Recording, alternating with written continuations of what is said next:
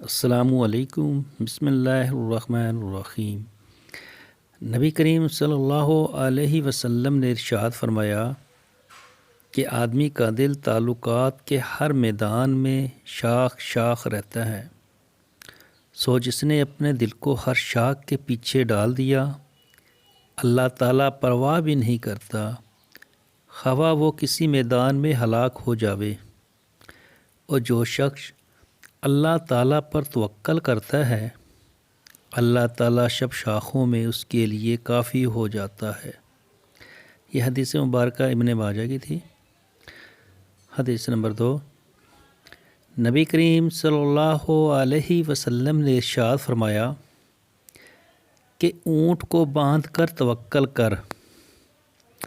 فائدہ یعنی کہ اس کی تشریح ایسے ہے، یعنی توکل میں تدبیر کی ممانت نہیں، ہاتھ سے تدبیر کرے، دل سے اللہ پر توکل کرے اور اس تدبیر پر بھروسہ نہ کرے۔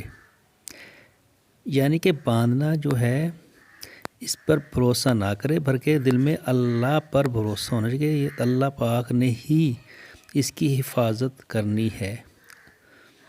اللہ پاک مجھے اور آپ کو عمل کرنے کی توفیق عطا فرمائے۔ اللہ حافظ۔